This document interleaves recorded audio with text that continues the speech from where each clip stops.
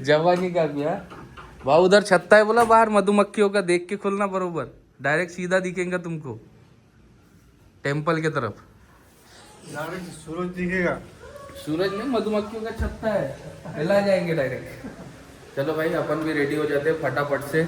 ये अपना रूम था 111 और इधर था इनका भाई 106।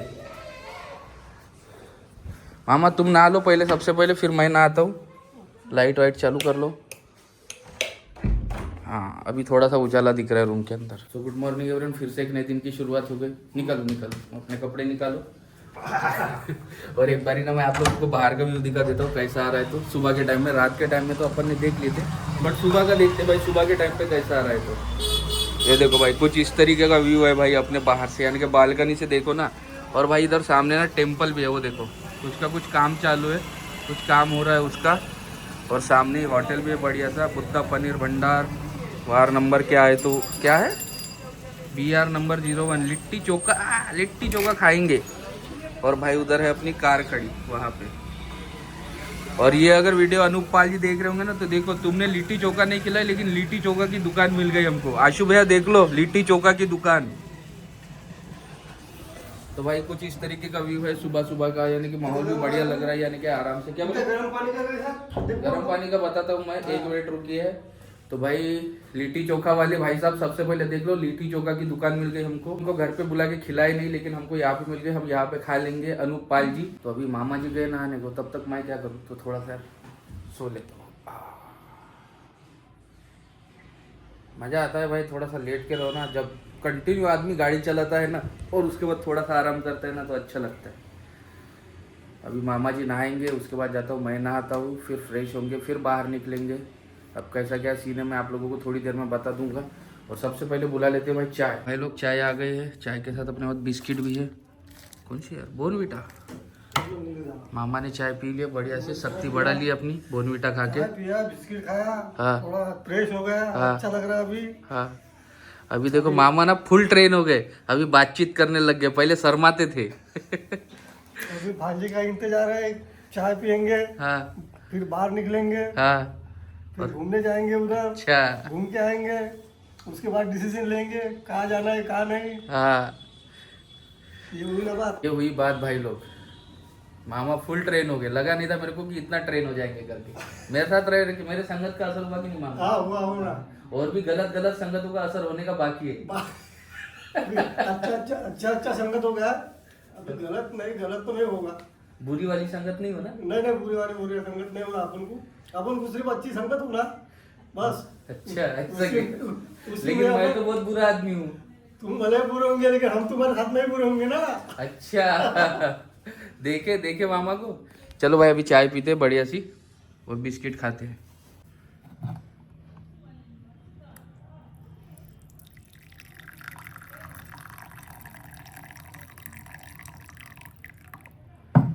चाय पीने के बाद भाई बोलेंगे आयरकर साहब, भाऊ तो पीते नहीं साथ वाले, और उनको बोलेंगे हमने चाय पी लिया, हम तुमको चाय नहीं पिलाएंगे करके उनको ऐसी यानी कि तड़पाएंगे हम। बाद में चाय बोलूंगा तब उनको चाय पिलाएंगे। हाँ नहीं तो नहीं पिलाएंगे। नहीं पिलाएंगे, अपनी मर्जी से नहीं पिलाएंगे। हाँ ये बात। So hello everyone, welcome back to my another vlog. I hope कि सब बढ़िया होंगे भाई, बढ़िया रहना। तो आज का जो सीन है ना भाई, आज जाने वाले हैं अपन बुद्धा टेम्पल। आज है अपन बुद्ध गया में। बुद्ध गया तो अपन कल ही पहुंच गए थे, जैसे वाराणसी से निकले तो बुद्ध गया पहुंच गए थे। और भाई आज जाना है अपने को बुद्धा टेम्पल में, जहाँ पे भगवान गौतम बुद्ध जी को ज्ञान की प्राप्ति हुई थी। यानी कि बहुत टाइम से हमारा यानी कि मेरा जो है ना भाई ड्रीम था कि यहाँ पे आओ। अब वो ड्रीम को यानी कि बहुत सारे साल हो गए।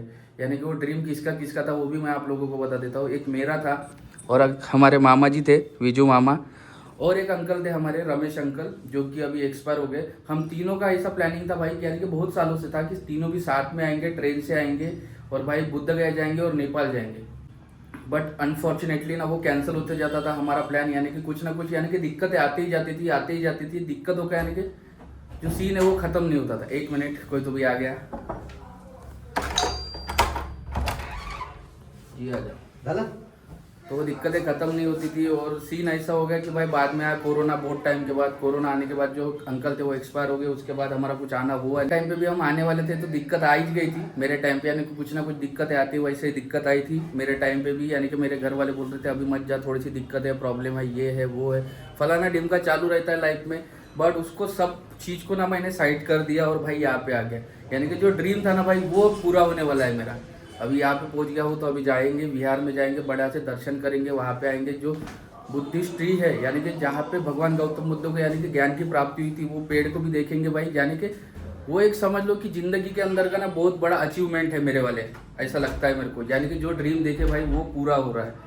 अब वो ड्रीम भाई, एक ही दिक्कत है कि भाई जो 3 लोगों ने देखे थे हमने, उसमें से सिर्फ एक ही बंदा है मेरे साथ, और मैं दूसरा जो तीसरा है वो नहीं है।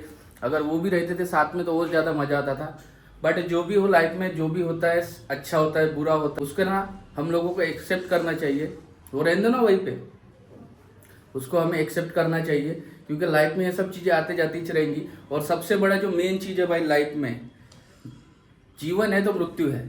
तो ये था भाई कुछ सीन, यानी कि यहाँ पे आने का जो ड्रीम है वो पूरा हो रहा है। और ड्रीम पूरा होता है ना भाई तो अलग ही एक फीलिंग आता है। यानी कि ऐसा सोच लो भाई कि आज जो मेरी खुशी का ठिकाना है ना, वो एकदम हाई लेवल पे, एकदम हाई, एकदम भयंकर हाइपर लेवल पे मेरी खुशी।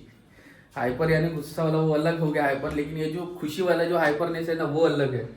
तो ये खुशी अलग ही रहेगी। मामा तुमको है कि नहीं खुशी? तुम बाहर भाग रहे क्या? खुशी है। यहाँ पे आने का ड्रीम था अपना कोई टाइम का, है कि नहीं? यहाँ आने की इच्छा थी अपनी, हाँ हो गई अपनी इच्छा पूरी हो गई। और ये ड्रीम भाई हम लोगों ने प्लानिंग की थी 2011 से। अब कोई चिंता नहीं, इसके बाद घर जाएंगे, घर जाने के बाद मर भी गए तो भी कोई टेंशन नहीं है कि नहीं। जो था वो पूरा हो गया, मोक्ष की प्राप्ति हो गई, ऐसा समझ लेंगे आज। जो अपने मन में था वो पूरा हो गया, बाकी अभी कुछ नहीं होना। कुछ नहीं होना। तो भाई यहाँ पे भगवान गौतम बुद्ध जी ने तपस्या किए थे, अब यहीं पे उनको ज्ञान की प्राप्ति हुई थी। तो ये जो जगह है ये बहुत पावन है। और यहाँ पे आने के बाद तो भाई अब तो कुछ बोलना ही नहीं। और चलो अभी यहाँ पे लेट नहीं करते, क्योंकि भैया भी रेडी होके आ गए, मामा भी रेडी है, अहिरकर साहब भी रेडी है। और सिर्फ मैं ही लेट कर रहा हूँ, क्योंकि व्लॉगिंग के चक्कर में थोड़ा सा लेट हो ही जाता है। व्लॉगिंग नहीं करो ना तो अपने दिन का जो खाना है ना वो पचता नहीं है। तो चलो अभी निकलते हैं। शूज़ वूज बाहर, हो सका तो चेकआउट मारेंगे, नहीं तो नहीं मारेंगे। एक रूम मारेंगे, एक रूम रखेंगे। अब कैसा क्या सीन बनता है आने के बाद डिस्कस करते हैं, क्या बोलते हैं क्या नहीं। तो हाथ तुम्हारे पास ही रखो, नहीं तो ठाकुर बना देंगे तुमको। तो मेरे को एक बात बताओ, बाप सावधान। हाँ पुष्पा भाऊ, ओके। मैं क्या बोल रहा हूँ कि यहाँ पे रुकेंगे, एक रूम रखेंगे कि कैंसिल करेंगे, पूरा चेकआउट मारेंगे? आपको पूरा दिन लगेगा घूमने के लिए? हाँ पूरा दिन लगेगा क्या? पूरा दिन लग सकता है ना, क्यों भाऊ लग नहीं सकता क्या पूरा दिन? हाँ हाँ ऐसा है मेरा प्लानिंग। मेरा प्लानिंग मैं बोलता हूँ तुमको, मेरा ऐसा प्लानिंग है कि अपन घूमेंगे, अभी बिहार जाएंगे, उसके बाद जो भी टेम्पल है वो सब देखेंगे, कुछ मार्केट में कुछ लेना होगा वो ले लेंगे अपन, ठीक है। उसके बाद एक रूम जो है सबसे पहले चेकआउट मार देंगे, एक रूम में अपना सामान रहेगा। अपन आएंगे उधर से आने के बाद अगर फ्रेश होने की इच्छा है तो फ्रेश हो जाएंगे, थोड़ा बहुत किसी का जो भी नहाना होगा, जो भी करना होगा फ्रेश वो हो जाएगा। अपना सामान भी रहेगा यहाँ पे, 2-3 घंटा आराम भी हो जाएगा अगर करना होगा। और शाम के टाइम में निकल जाएंगे अपन। क्या बोलते भाऊ तुम? क्या बोलते मामा? मेरा ऐसा प्लानिंग है, आप लोग बोलो क्या बोलते हो? तो ठीक है, आपण इथे 2-3 घंटे जर आराम करत बसून वेळ नाही होणार सायंकाळी 10 टेबल। गाड़ी किसको चलाना है, तुमको या मेरे को? तुमको चलाना है। मैं कुछ बोल रहा हूँ, तुम गाड़ी चलाओ, अभी चेकआउट मारते। क्या भाऊ है कि नहीं? भाऊ गाड़ी चला रहे होंगे तो अभी चेकआउट मार लेते अपन। हाँ ठीक है, जाओ फिर तुम अकेले, हमको हमारी जान प्यारी है, हम तो नहीं आ रहे। क्या है तो क्या बोल रहे है कि नहीं? ठीक है तुम जाओ, चलो एक चेकआउट मार देंगे, एक रख लेंगे, सामान इधर लेके आ जाओ, यहाँ पे रख दो सब। भाई लोग मान गए एक रूम रखने के लिए, एक रूम में यहाँ पर रह जाएंगे, थोड़ा सा आराम भी हो जाएगा, सब चीज़ हो जाएगा। वो रूम जो है 100 क्या नाम था, 106 है ना, 106 नंबर, 106 नंबर को मार देते चेकआउट। भाई क्या ले रहे मामा? पकौड़ा, समोसा लिया मैं, समोसा, चटनी वगैरह कुछ मत ना उसमें डाल दो क्या हो ना मामू? क्यों ऐसा? लो मामा समोसा ये लो, बस हो गया। लो भाई साहब, आपका क्या है ये? ब्रेड पकौड़ा आराम से आराम पकड़ू क्या बस बस बस गिरा मत दो बस कैसा है बेस है चलो खाओ तुम लोग करो नाश्ता मैं नहीं करूँगा आप लोगों के साथ मैं खाऊंगा पोहा हाँ दिस वे तो भाई लोग अभी आए हैं बिहार का जो भाई एंट्री गेट है ना वहाँ पे पहुँचे हम लोग और भाई यहाँ का जो माहौल देख के ना भाई कुछ अलग ही फीलिंग आ रहा है एकदम यानी कि एकदम अलग वाला नेक्स्ट लेवल वाला।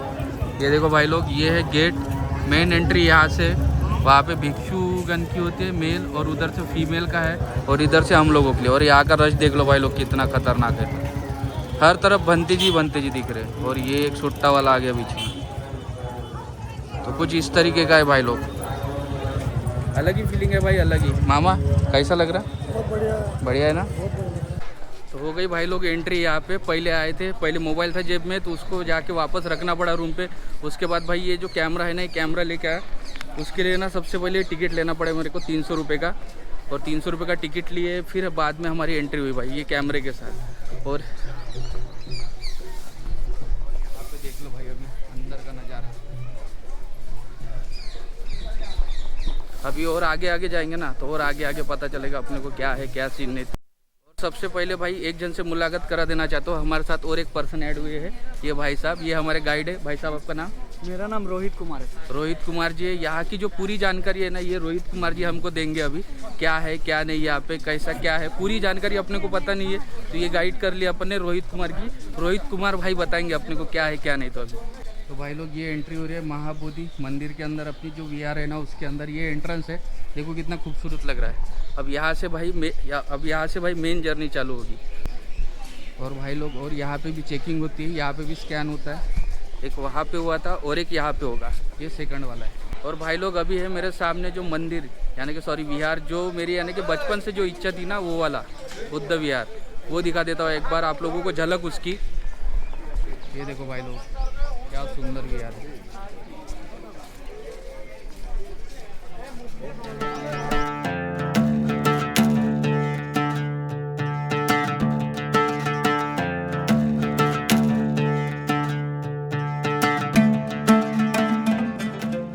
तो अभी जो जानकारी है ना अभी भैया बताएंगे अपने को क्या क्या है तो यहाँ की।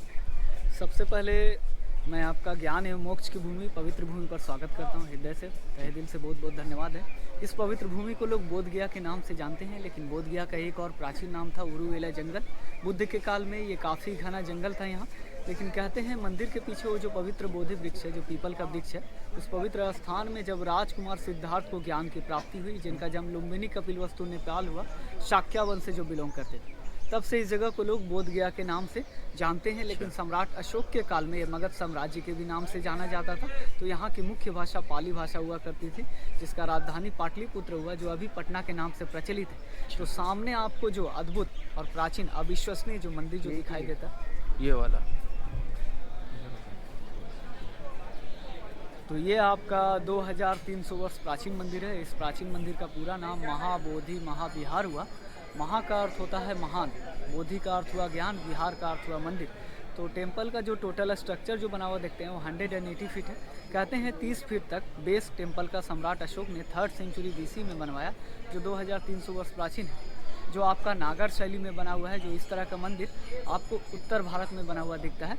बाकी जो डोर से लेकर टॉप तक जो 150 फीट है जो समुद्रगुप्त राजा के द्वारा बनाया गया जो 4th सेंचुरी AD का है जो 1600 वर्ष प्राचीन है। ऊपर का आपका द्रविड़ शैली में है जो दक्षिण भारत में उस तरह का मंदिर बना हुआ है।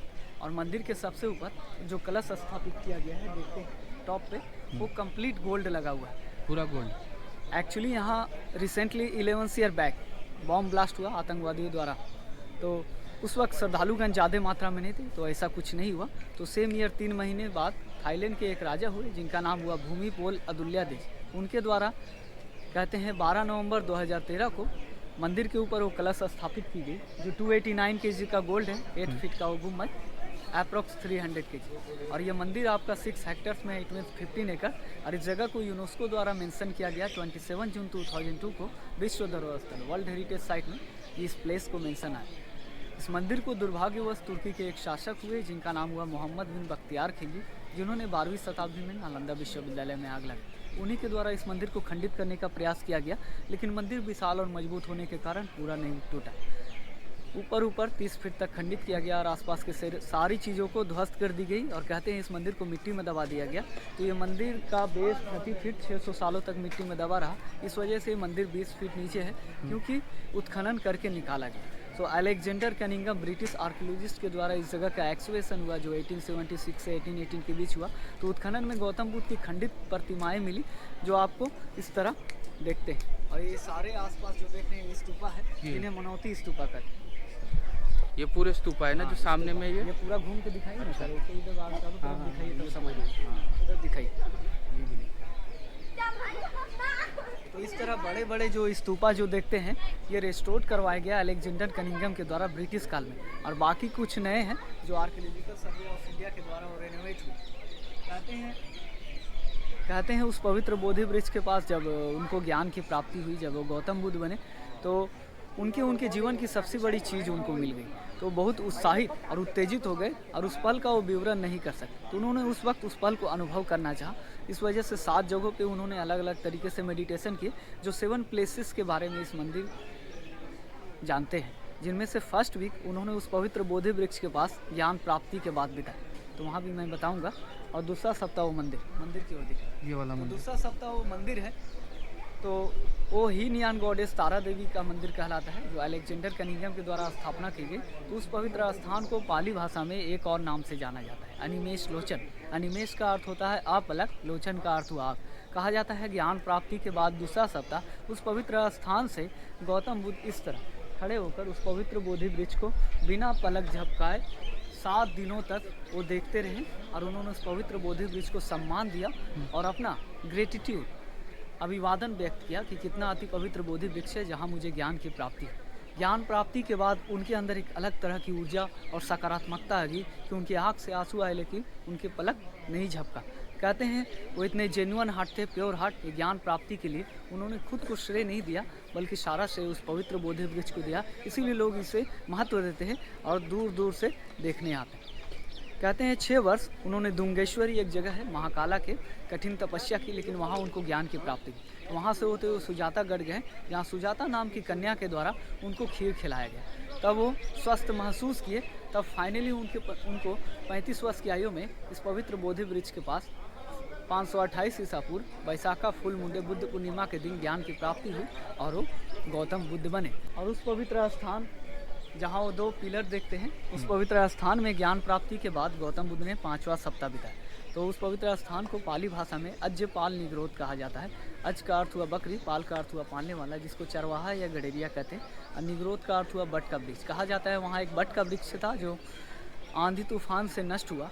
तो सम्राट अशोक ने उस स्तंभ का निर्माण किया उस बट वृक्ष के याद में। तो उस पवित्र स्थान पर जब उन्होंने समय व्यतीत किया, तो उसी के अंतर्गत कुछ चरवाहों गडेरियों को ज्ञान दे रहे थे उद्देश्य। तो ये करते हुए कुछ ब्राह्मण के लोग देखते हैं और बहुत अचंभित किए, और गौतम बुद्ध पर उन्होंने दोष लगा।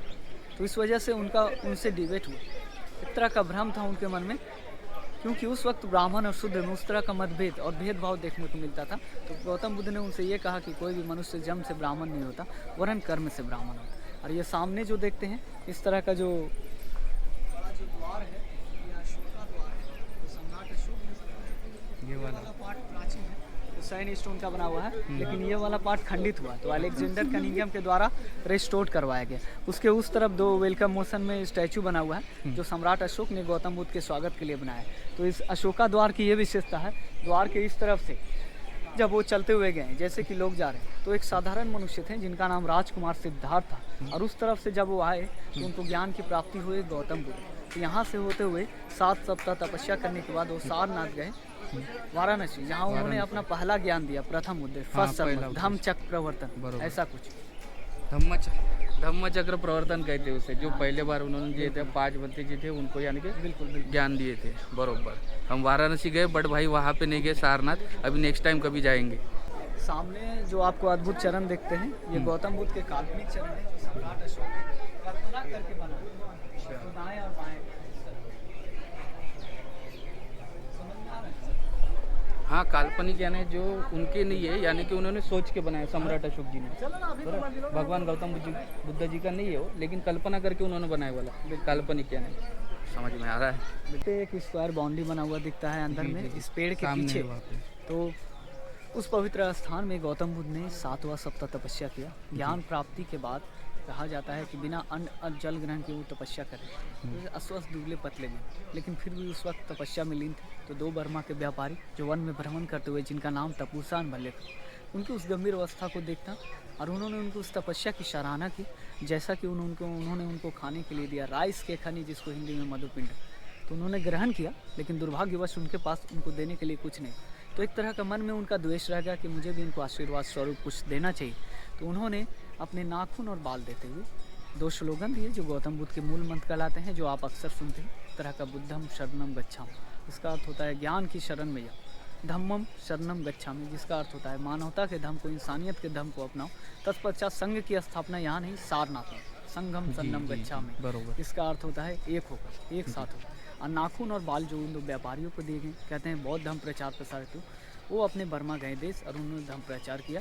और रंगून एक जगह है जहाँ एक तरह का पगोडा बनाया गया है गोल्डन, तो जब कभी भी आप जाते हैं तो वहाँ वो देखते हैं। कहते हैं कि आज तक उन्होंने ऐसा सन्यासी नहीं देखा अपने जीवन में तपस्या करते हुए, पूरे जीवन अस्वस्थ होते हुए, बीमार होते हुए, फिर भी वो तपस्या में लीन। तो इस जगह से बर्मा के लोगों का एक खास कनेक्शन है कि जब कभी भी आते हैं तो इस पवित्र स्थान पर उस समय व्यतीत करना। एक्चुअली यहाँ पर लामा लोग का 13 वर्ल्ड पीस के लिए प्रेयर पूजा चल रहा है निगमा करके, जो अभी उसका कंटिन्यू है पूजा। वो कुछ दिन और चलेगा, जो 29 फरवरी से वो जैन से वो स्टार्ट हुआ है और अभी कंटिन्यू है। अभी कितने दिन है इसके लिए पूजा? 6-7 दिन और 6-7 दिन। वहाँ पे हमने पढ़े तो 2 तारीख तक ही था बाहर, यानी कि अच्छा महोत्सव था। अच्छा ये दूसरा है। अच्छा सॉरी कोई बात नहीं है सर, वो हो जाता है, आपका काम है वो पूछना। क्या बोलो, कौन से लोग बोले हो? तो यहाँ पे स्टे करते हैं अभी ये लामा लोग हैं, लामा लोग। जो सिक्किम, लद्दाख, म्हणजे जसं आपण भिक्षू म्हणतो ना आपल्याकडे, तिब्बत, इधर लामा मॉन्क दार्जिलिंग, बोलते हैं। हाँ धर्मशाला, इस जगह से आते हैं। अच्छा। तो यहाँ ये लोग शरद ऋतु में आना पसंद करते हैं। उनके वहाँ का जो क्लाइमेट है उस तरह का रहता है। हाँ, और इस समय भी वो बड़े बड़े पूजा का उद्घाटन होता है, तो यहाँ पर वो लोग रहना पसंद करते हैं। अभी जो सामने का जो भाई व्यू है वो तो बहुत ही सुंदर है, और यहाँ के बारे में भी भैया ही बताएंगे अपने को क्या है क्या नहीं। तो और एक बारी पहले सामने का व्यू देख लो आप लोग, क्या ही सुंदर है। और भाई पानी के बीच में बुद्धा जी का स्टैचू, वो तो और भी सुंदर लग रहा है।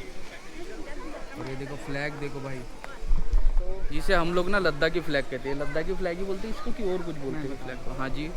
तो ज्ञान प्राप्ति के बाद गौतम बुद्ध ने इस पवित्र स्थान पर 6ठा सप्ताह तपस्या किया जी। उस तरह कुछ ध्यान मुद्रा में। तो उस वक्त घना जंगल था, ये पूरा घना जंगल वृक्ष है। के नीचे ऐसे ही वो तपस्या कर रहे हैं। तो कहा जाता है क्योंकि उनको ज्ञान की प्राप्ति हो गई, तो उनकी परीक्षा के लिए यहाँ अचानक काफ़ी जोर से आंधी तूफान और वर्षा को अच्छा। हर संभव कोशिश की गई उनके साधना को खंडित करने की, भंग करने की, लेकिन विफल हो। कहते हैं एक तरह का प्रकृति का देवता से नागवंशीय नाग, जिनका नाम मुचलिंद कहा है, मुचलिन। पाली भाषा, अच्छा। उन्होंने उनको बचाया। अच्छा। उनकी साधना सफल होने में सहायता मदद की। अच्छा। तो उस तरह का जो प्रतिमा बना हुआ है, हाँ। तो बर्मा के लोगों ने हाँ। 1984 में बना के उस तरह रखा।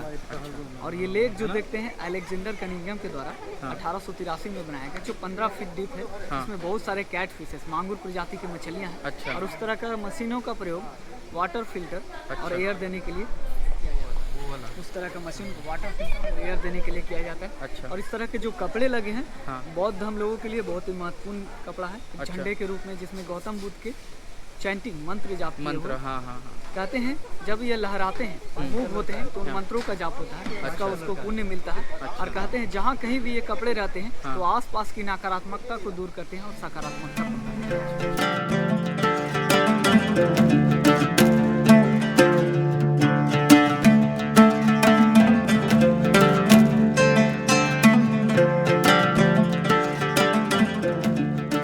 Really lucky to have this one, because you. बहुत लोग इसके लोग इंतजार कर रहे हैं इतना देर, आपके लिए लाए। थैंक यू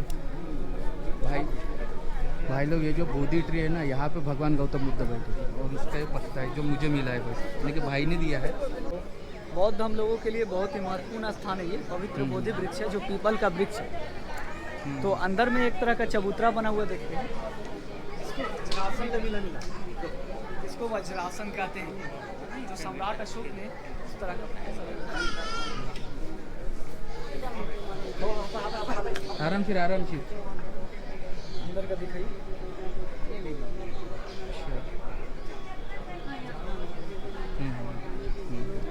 अंदर में जो सिंहासन बना हुआ देखते हैं, जिसको वज्रासन कहते हैं, उसी पर उस सम्राट अशोक ने बनवाया, उसी पवित्र स्थान पर जहाँ उनको ज्ञान की प्राप्ति कहते हैं। उसी पवित्र स्थान पर राजकुमार सिद्धार्थ अपना मुख पूर्व की ओर किए हुए बैठे थे। तो बैसाखा फूल मुंडे बुद्ध पूर्णिमा के ही पवित्र दिन उनको ज्ञान की प्राप्ति, गौतम बुद्ध बने। फिर उसके बाद उन्होंने पहला सप्ताह तपस्या करते हुए उसी पवित्र बोधि वृक्ष के पास बिताया। तो यहाँ पर जो पहली पीढ़ी का वृक्ष था जिनमें उनको ज्ञान की प्राप्ति हो, सम्राट अशोक की पत्नी के द्वारा करवाया, क्योंकि सम्राट अशोक ने कलिंग युद्ध के बाद सब कुछ त्याग के बौद्ध धर्म को अपना लिया और बौद्ध धर्म के प्रचार प्रसार में लग गए। पहली पीढ़ी का वृक्ष सम्राट अशोक की पत्नी के द्वारा कटवाया गया, क्योंकि सम्राट अशोक ने कलिंग युद्ध के बाद बौद्ध धर्म को अपना लिया और बौद्ध धर्म को प्रचार प्रसार करने लगे। उनकी पत्नी को ये लगा कि हमारा इस तरह अगर सम्राट अशोक करते रहे तो हमारा राज्य और परिवार कौन देखे। तो कहा जाता है उनके कटवाने से पहले उन्होंने यहाँ का सैपलिंग शाखा अपने पुत्र पुत्री को दिया। महेंद्र संघमित्रा जो बौद्ध धर्म प्रचार प्रसार हेतु श्रीलंका गए। अनुराधापुर एक जगह है, वहाँ आवाहन करके वो वृक्ष लगाया गया, जो कहा जाता है उन्होंने अभी भी सुरक्षित रखा, मेंटेन किया, जो अशोका काल का है। तो सेम प्लेस से मैं देख रहा हूँ, सेम प्लेस से दूसरी पीढ़ी का वृक्ष हुआ इस पवित्र स्थान से, जो बंगाल के एक राजा हुए जिनका नाम हुआ शशांक, उनके द्वारा कटवाया, जो सनातन धर्म को मानते थे, बौद्ध धर्म के खिलाफ। उस वक्त बौद्ध धर्म काफ़ी तेज़ी से धर्म प्रचार होता, तो उनको लगा इस तरह हमारा सनातन धर्म लोग कंसीडर नहीं करेंगे, क्या कारण है, यही वो पवित्र बोधि वृक्ष पीपल का कटवा दिया। तीसरी पीढ़ी का वृक्ष फिर हुआ इस पवित्र स्थान से, जो आंधी तूफान आने के कारण नष्ट हो गया। तो इस मंदिर को जैसा कि खंडित किया गया और मिट्टी में दबा रहा, तो सालों साल दबे रहने के कारण यहाँ रूट तो हुआ लेकिन डेवलप नहीं हुआ। तो उत्खनन में अलेक्जेंडर कनिंघम ब्रिटिश आर्कियोलॉजिस्ट को ये पता चला कि यहाँ का जो सैपलिंग श्रीलंका ले जाया गया था डीसी अभी भी सुरक्षित। तो वहाँ से आफ्टर द एक्सवेशन 2 रूट का सैपलिंग लाया गया। एक यहाँ लगा हुआ देखते हैं, एक सारनाथ में जहाँ उन्होंने फर्स्ट सर्मन जी। तो उस वृक्ष का चौथी पीढ़ी है जो 150 ईयर्स हुए, जो अभी इसका 144 साल। तो इस तरह का बाउंड्री बॉम्ब ब्लास्ट से पहले नहीं था, तो बोध गया टेम्पल मैनेजमेंट कमेटी के द्वारा बनाया गया। और ये गौतम बुद्ध के काल्पनिक चरित्र सम्राट अशोक ने बनवाया, जो वहाँ पे देखे थे दाएं और बाएं पर, और ये आपका सिर्फ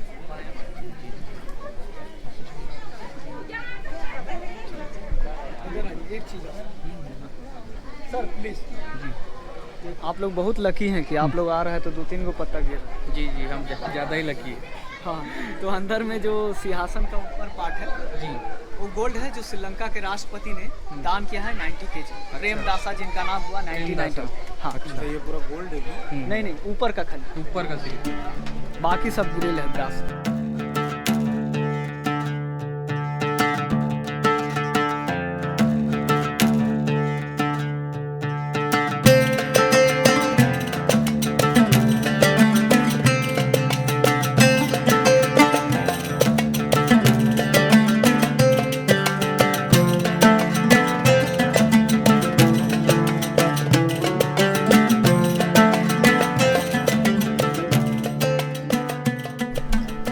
ज्ञान प्राप्ति के बाद गौतम बुद्ध ने तीसरा सप्ताह तपस्या की। कहते हैं ज्ञान प्राप्ति के बाद तीसरा सप्ताह उन्होंने उस पवित्र बोधि वृक्ष के चारों ओर ध्यान करते हुए चक्रमण किया।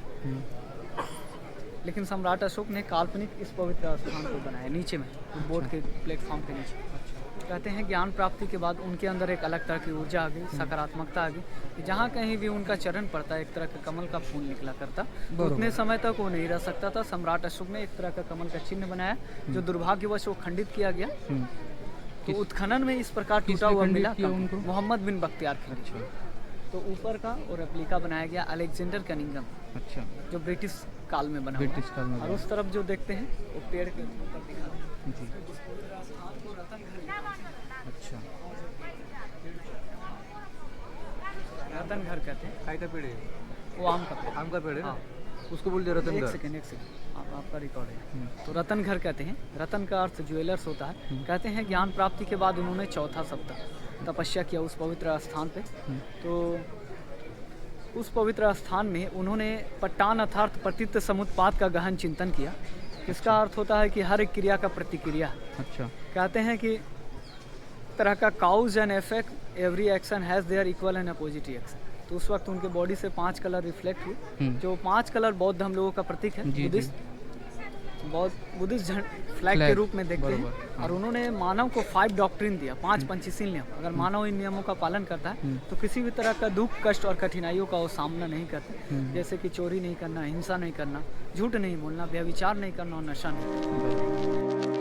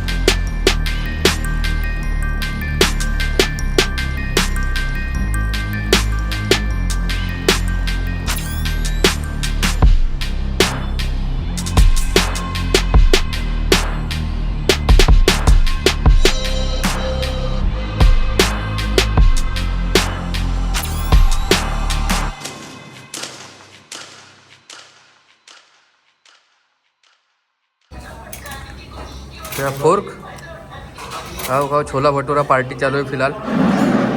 तीनों भी भाई लोग खा रहे हैं और मैं नहीं खा रहा, मेरा खाना हो चुका है। ये मेरी प्लेट भाई, अपना खाना निपट के अब तीनों। कैसे है भाई साहब, पेट भर जाएगा? दोनों ख़त्म होंगे कि नहीं? मैंने बड़े मुश्किल से खाया हो, आप लोगों की बारी है अभी। मामा तुम्हारे ऊपर पूरा मेरा क्या बोलते हैं लक्ष्मण है पूरा, यानी कि ध्यान है पूरा, देख रहा हूँ मैं। झुके क्या नहीं साला, है ना? कैसा मामा, देखो दोनों शेर हार मान लिए। तुम भी तो नहीं खाए। ये भाई साहब इतना रखे, वो भाई साहब उतना रखे, और सिर्फ मामा ने पूरा खा लिया। कच्चा खिलाड़ी पक्का निकला मामा। क्या हो तुम? मामा डर गए, मामा डरते नहीं। मामा क्या चीज़ है इनको पता नहीं कि आंडू पांडू आदमी समझा है ना। दो मामा जी। तो भाई लोग छोले भटूरे खाने के बाद ना मामा ने सर जीत लिए अपने फाइटर मामा। और अभी जा रहे हैं भाई लोग हमने क्या, भगवान गौतम बुद्ध जी को सबसे बड़ा जो स्टैचू है ना यहाँ पे गया के अंदर, यानी कि 80 फीट का जो है वो देखने के लिए जा रहे हैं। और वो स्टैचू देख के आएंगे, उसके बाद का देखते हैं क्या प्लानिंग बनता है क्या नहीं बनता है। तो अभी तो फिलहाल स्टैचू देख के आएंगे। और भाई मेरे सामने एक बस, वो अजीबोगरीबी दिख रही है, वेस्ट बंगाल की। ये देखो भाई, कलरफुल एकदम। पेट निकली हुई। आओ ये देखो बदक वदक है भाई, बदक है कि मोर है, कौन सा पंछी है यार ये, भलता ही दिख रहा है, मोर है क्या? अच्छा ये देखो, और ये बस देखो भाई लोग कैसी दिख रही है, देखो भाई लोग कैसी बस है। तो शाहरुख खान है हीरोइन, और बस देखो कितनी कलरफुल है। तो क्या है, मुमताज, बंगाली में भाई मुमताज को मुमताज बना दिए कि क्या क्या। तो भाई लोग पहुंच गए मूर्ति के पास जो 80 फीट की है भगवान गौतम बुद्ध की, वो दिखा देता हूँ मैं आप लोगों को। ये देखो भाई लोग क्या ही सुंदर मूर्ति है, 80 फीट।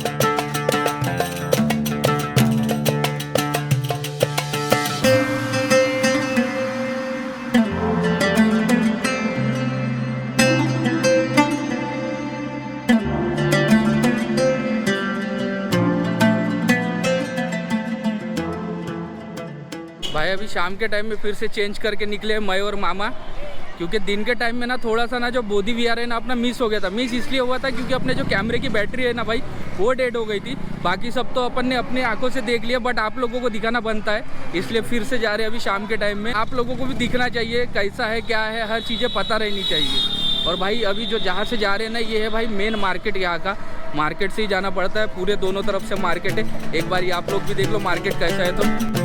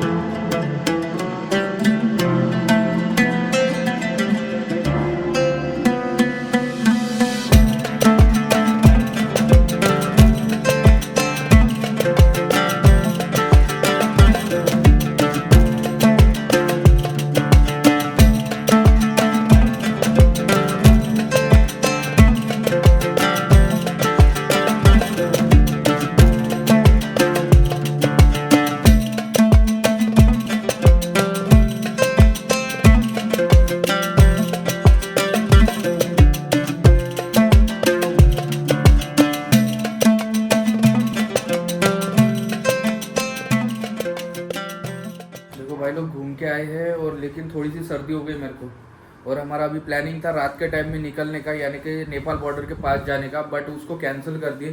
कैंसिल इसलिए कर दिए क्योंकि मैंने अपने 2 दोस्तों से बात किया, लक्ष्मण भाई से और जो अपने राजू भाई है नेपाल वाले, उनसे बात किया।